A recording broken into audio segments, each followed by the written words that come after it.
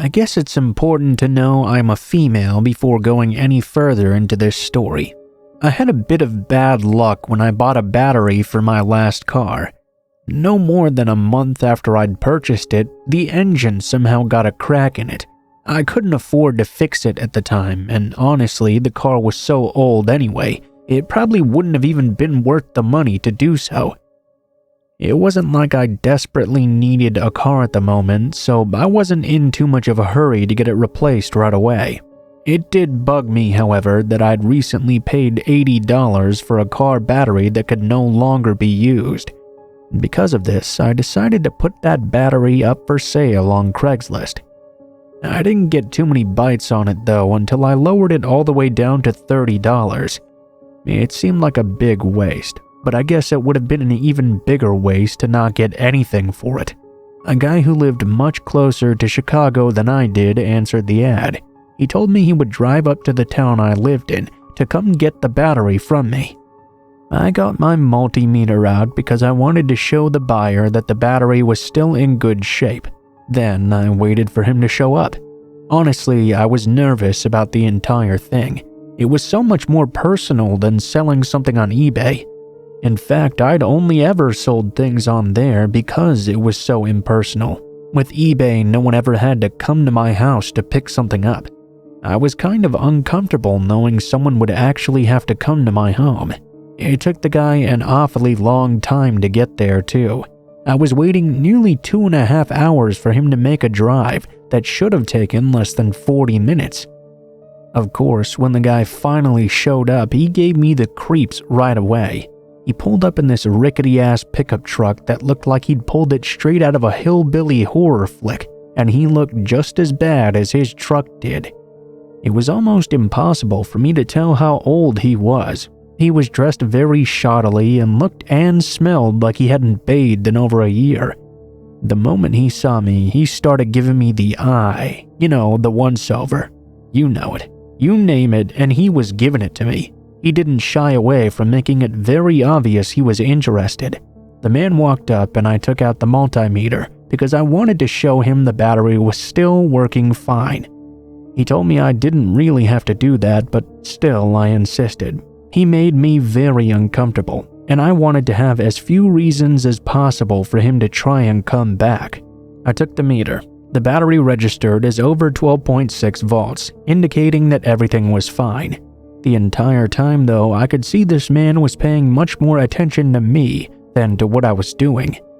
The man then had the nerve to try and talk me down from the $30 I had on the price. He told me he had driven a long way through traffic just to get there, and it had cost him a lot of gas and money. I insisted, though, that 30 was the absolute lowest I was willing to go. I was already losing money on this. That's when the man winked at me and leaned in. Well, maybe I could work the rest of the money off another way. Never before had the words, "I'm not gay, but I guess I'll learn," wanted to come out of my mouth so badly. Instead, I politely declined and did everything I could to get the man to just leave. I decided the only way I was going to get away from this was to simply walk away and see what happened. I went into the house. The man actually stood outside for several minutes before he got into that disgusting truck and drove off. I was relieved he was gone now. Now I would never have to see this creepy guy ever again. At first, I thought maybe I was just being too hard. Maybe I judged the guy too much based on his looks alone. His attitude later changed my opinion, though. I was not being hard on him at all. In fact, I was being quite easy. The guy was a creep. About 2 hours later, my cell phone blew up. I looked and there was a notification that I got an email from the guy. It read, "The battery was dead. Gonna bring it back for a refund." The battery had most certainly not been dead. He knew it and I knew it. I realized the only reason he was claiming it had to be because he wanted to come back and see me again. I texted him that I wasn't comfortable with him coming to my house. Besides, he saw the test and it had worked just fine. I sent the email and waited for a response. I didn't get one. I was quite relieved because the creep must have realized his ploy did not work. A few weeks passed by after, and I pretty much forgot about the encounter. I was really craving some ice cream, and thought I'd stroll on to the gas station and get myself an ice cream sandwich. Yeah, it was really dark, but I'd made that walk hundreds of times before. It wasn't too big of a deal. I got my ice cream bar and left the gas station. While I was walking home, I walked along the main road until I got to the entrance to the subdivision my house was in. I froze when I turned onto that street and saw that same old truck that creep had driven several weeks before. This time, though, he wasn't in it. It was parked off to the side of the road, but it was undoubtedly his truck. I started to turn around and walk back to the store when I realized I didn't know if that man was in front of or behind me. I looked back and forth, freaked out and confused as to what I should do. Finally, I realized I had only the choice to go forward. I cautiously crept past that truck, my eyes darting from side to side as I expected something to happen. When I was just past it, I kept shooting glances back behind me to see if he was following me. I was agitated the entire walk home. Rather stupidly, I decided not to bring my cell phone with me this night, so I couldn't call anyone for help, and I couldn't use the flashlight either. Walking down the street towards my house in the darkness was the worst part. When I got closer to my home, I noticed that something was amiss. I ran up to the house, only to find my front window had been smashed in by something. Freaked out, I ran around to the door, which was still locked. When I went inside, I saw what had been used to break the window was the same car battery that guy had taken with him. There was a note scrawled to it, which read this: "I've been watching you every day for 3 weeks, and I'm gonna get my money back for this dead battery before I rip the hell out of you." Scared to death, I went and grabbed a knife out of the kitchen, then proceeded to call the police. They got there before anything happened, but the truck had already left by then. I felt stupid for not taking down the license plate, because all I had was an email and that wouldn't do any good. The police couldn't do anything. That happened about 3 months ago. I kept on wondering what was going to happen to me and if I would ever see that man again. Whenever I'm in my house, I keep the kitchen knife with me just in case.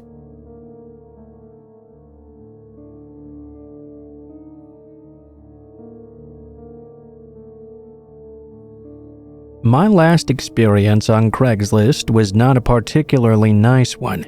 The last time I used it to sell something, I had to phone the police because the man kept showing up to my door, asking for anything else I had for sale.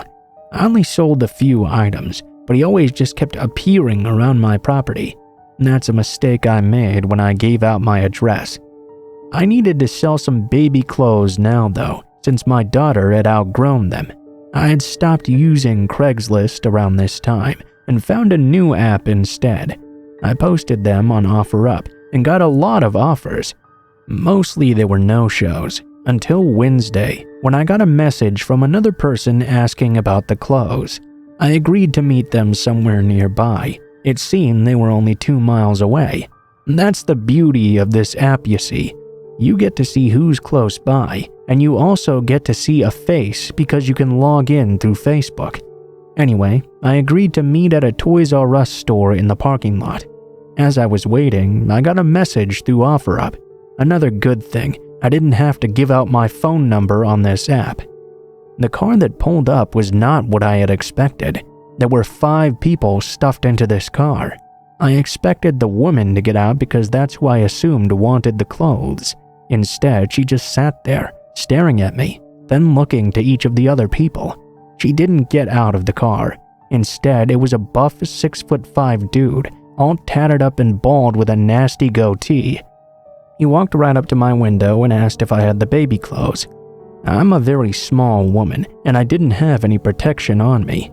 Imagine this guy approaching me. He proceeded to jiggle the handle of my car, asking me to hurry up and show him. I was terrified at this point. Like, what the fuck? Don't just touch my door. He did it again though, and I politely told him to just step back and give me a moment. As I opened the trunk of my car to retrieve those clothes, the next thing that happened surprised me. As I went around back to retrieve them, I was shoved face first into the trunk of my own car. "What the hell?" I yelled, as the man proceeded to shove me into my car trunk. It felt like someone else was behind me as well. I heard the rustling of bags and someone else taking the clothes. I heard the big guy telling whoever was with him to hurry up. I yelled as loud as I could for help and tried to get the license plate number as well.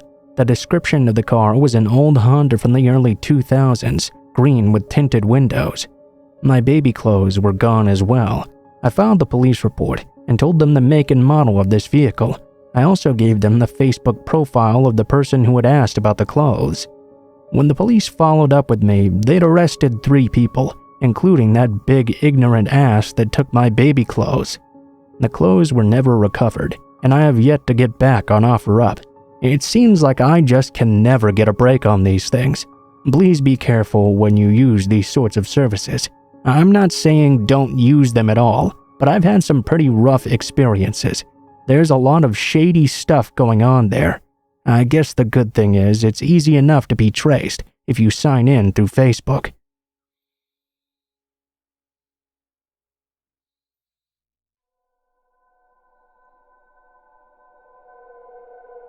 Before I start, let me just say this story is pretty weird. I needed a TI-84 calculator for my college statistics class. The damnedest thing is that they're really expensive, so I decided to go ahead and purchase one on Craigslist. Looking through all the ads, I finally found one that seemed almost too good to be true. A guy was selling a relatively new one for only $40. I immediately emailed the seller and was happy to see the calculator was still up for sale. I asked when I could come by and get it, and the seller said right away if I wanted to. He gave me his address and I headed off for his home. The house itself was quite a bit of ways out of town. I'm in a college town in the middle of a bunch of cornfields anyway, and the place I drove to was an old farmhouse sitting there alone.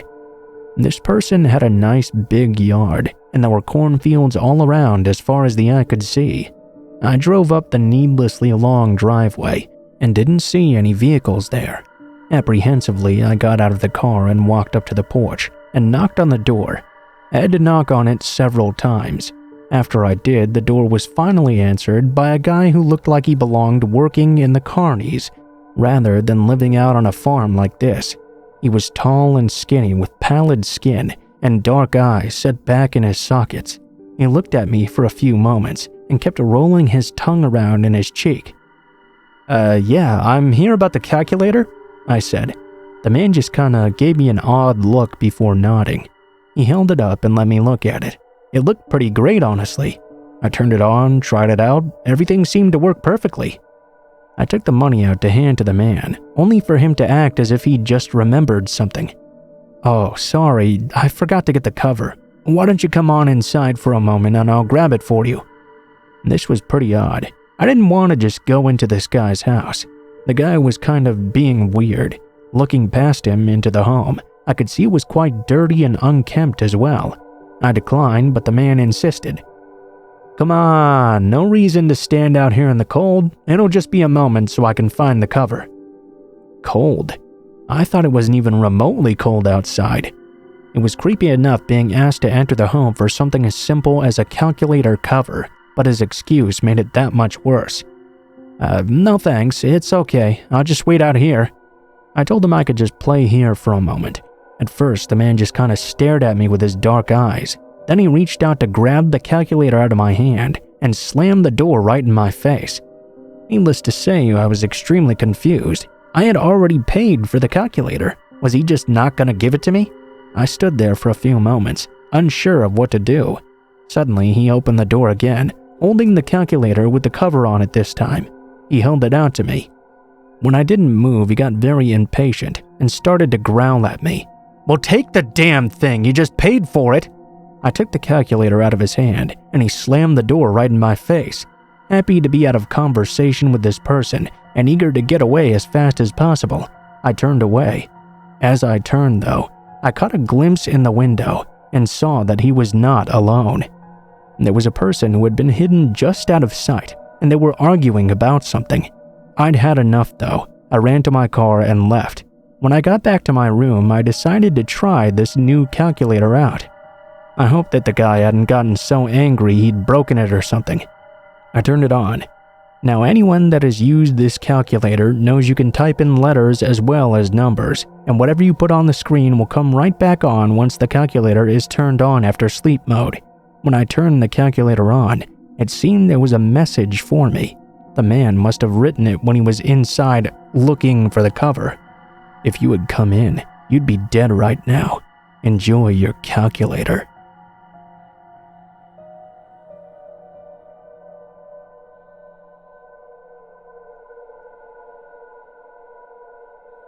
I really hate getting things on Craigslist. I decided to browse OfferUp this time and give it a chance because I'd seen some really awesome stuff on there before. I browsed the beauty section a bit to see who was selling and what they were selling as well. Clothes, makeup, accessories, tons of other cute stuff as well. I found a particular seller who was selling some MAC makeup and Urban Decay. These are really expensive brands, so I was very excited to see I could get some MAC lipstick for $10 and the Naked palette for $20. This is where it gets screwed up though. I contacted the seller to inquire about these pieces being sold. There was a bit of a language barrier because I didn't speak Spanish. A few hours later though, the user messaged me, now texting in fluent English. I asked the person to meet up so I could pick up the makeup and have the cash ready. No response. Sometimes OfferUp can be a little annoying when people don't answer back, or when people waste your time often. A few days later though, she messaged me back, asking me for directions to a meetup spot.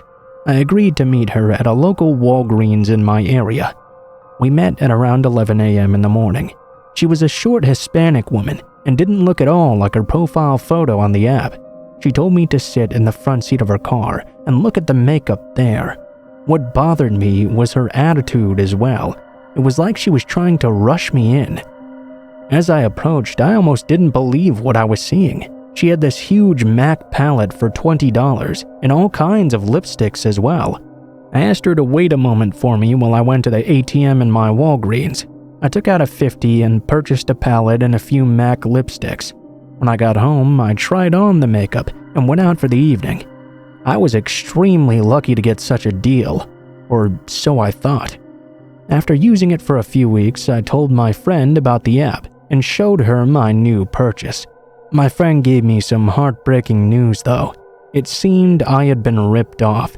I wanted to know how the hell that happened. She explained to me that the makeup was clearly counterfeit and that MAC never made such huge palettes with so many bright, loud colors. It was made in China or sold off Alibaba or something and resold for under retail. The lipsticks, counterfeit as well. So you're asking, what's the horror in this story? Well, let me tell you. A few weeks after I started using this makeup, I started to notice an odd rash developing just above my eyelid. After a while, it progressively got worse and worse until my face ended up swelling so much I could barely see out of my eyelids. I looked like I had been stung all over by a hive of bees. Of course, I messaged the user asking why she'd sold me this fake product. They started ranting that it was my fault. I was dumb enough to buy. She would never sell fake makeup. I argued with this person until they blocked me. I found her Facebook page though, and told her I would be calling the police and wanted my money back. Again, she blocked me and told me to fuck off, that she didn't need to refund me anything.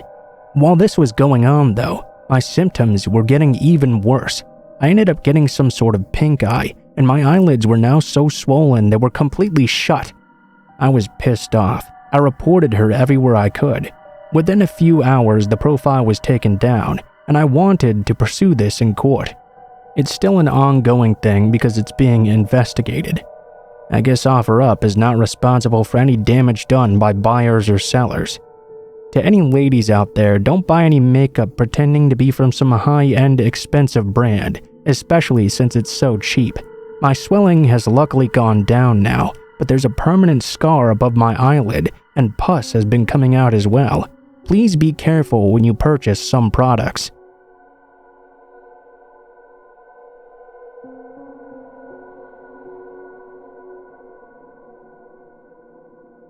I went to a college town in a big university, which I also attended. A second school with about 5,000 students and a technical college were there as well. Because of this, there were a lot of people around all the time, mostly young people.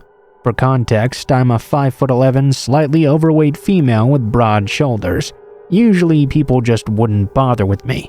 I did get the occasional creeper that would say I'm tall as a cool glass of water, or dem legs or what have you. I lived a few blocks from campus, so it wasn't uncommon for me to have to walk to and from classes. One night, however, I had met with a group for a class project after class. We were in a bit later than I thought we would be, so I had to walk home around 10 p.m. alone in the dark. I was fine on campus itself, but a block after departing from the campus area, I suddenly got a gut feeling that something was wrong. I could tell there was someone following me now. Most of the town was shut down. It was a small Midwest place where everything closed at 9 p.m. during the week.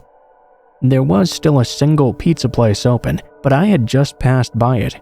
I looked ahead. There were two girls walking just ahead with a pizza, seemingly carrying it back to their apartment or whatever.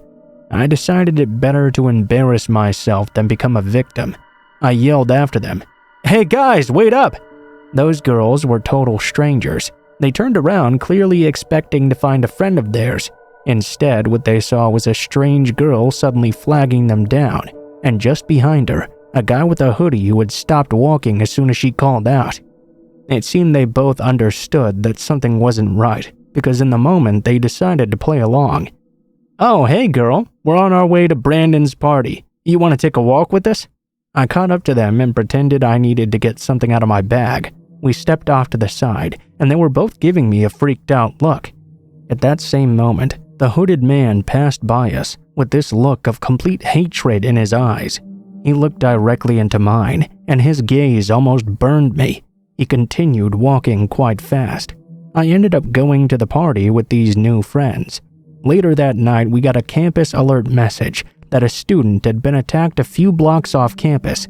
The description completely matched the guy who had been following me. We contacted the police, and luckily soon after the guy was caught. I still talk to those girls occasionally, even though we live in different parts of the country now. I'm glad I never had further encounters with that man.